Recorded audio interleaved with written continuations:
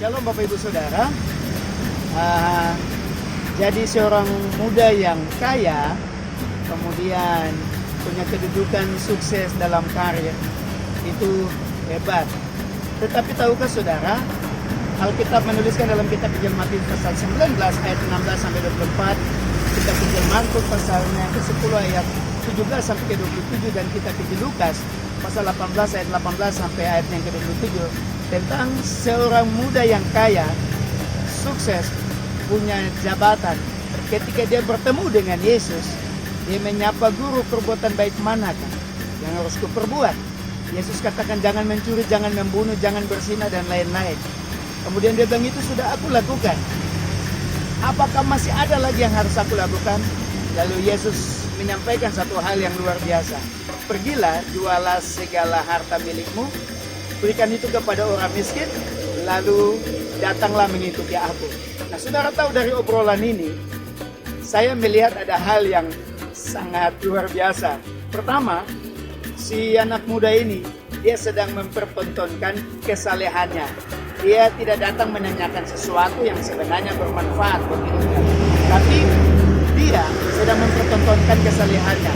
Yang kedua, dia menolak mengikuti perintah daripada Yesus Kristus.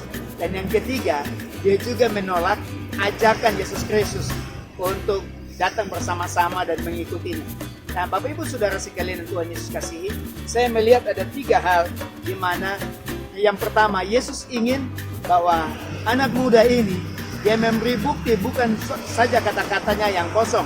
Yang kedua, Yesus ingin memberitahu kepada dia tentang harta yang sesungguhnya bukan dikumpulkan di bumi ini, tetapi harta yang sesungguhnya yaitu di sorga. Dan yang ketiga, Yesus juga menyampaikan keberatannya tentang orang-orang yang tipe seperti begini untuk masuk dalam kerajaan sorga.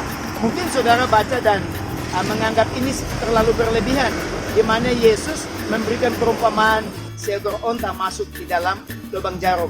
Bapak Ibu Saudara, waktu zaman Yesus, yang dimaksud dengan lubang jarum adalah pintu kecil untuk masuk ke Yerusalem yang tingginya mungkin hanya 1 meter dan lebarnya kurang lebih 60-70 cm. Ini yang disebutkan atau dinamakan lubang jarum. Jika onta mau masuk ke dalam lubang jarumnya atau pintu kecil ini, onta ini terlebih dahulu melepaskan bebannya. Semua angkutan muatan di dalam tubuhnya dia harus lepaskan. Lalu onta ini harus jongkok, lalu bisa merayap masuk ke dalam kota Yerusalem. Ini adalah gambaran bagi saudara dan saya yang mungkin harta kita membuat kita sehingga kita sombong, hanya mempertontonkan kehebatan kita.